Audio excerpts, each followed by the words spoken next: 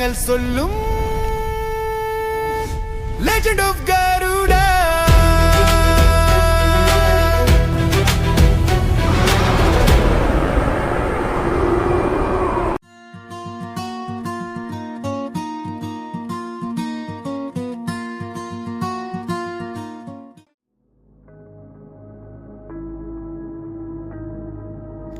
மகாபாரதத்திற்கு முன், பூமி போரை காணும் முன், வானமே விதி எழுதிக் கொண்டிருந்த காலம்.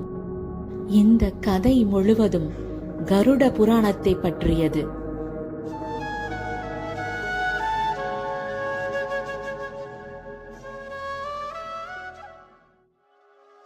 ஒரு அடர்ந்த வனத்தில் ஆலமரத்தின் அடியில் ஒரு முனிவரும் அவரது மனைவியும் வாழ்ந்தனர். இந்த முனிவரின் பெயர் காஷ்யப்பர்.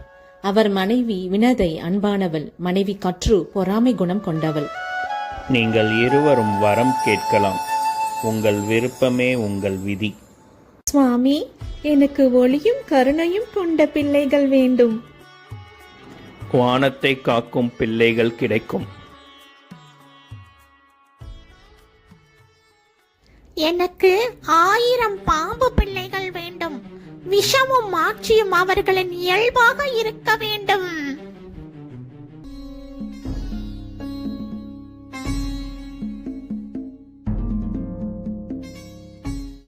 என் பிள்ளைகள் பிறந்து விட்டார்கள் வினதை.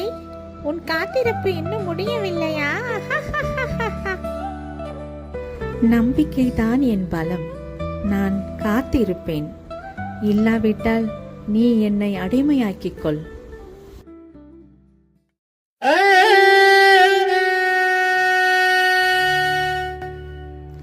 பொறுமையை இழந்த வினதை முட்டையை தொட்டுவிட்டாள்.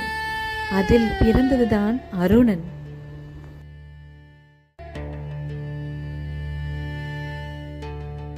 அம்மா, என் விதி இங்கே இல்லை.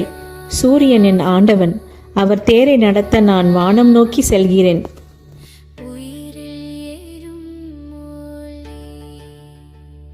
வினதை தன் இறந்த காலத்தை நினைத்து கொண்டிருந்தாள்.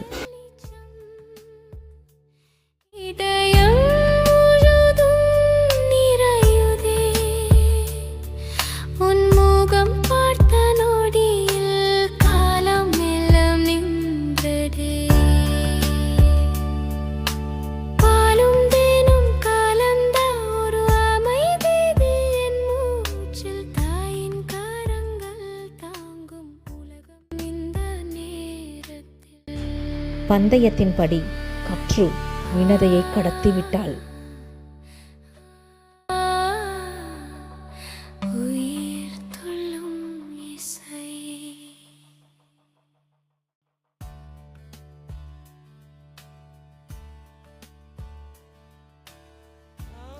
காலம் கடந்துவிட்டது.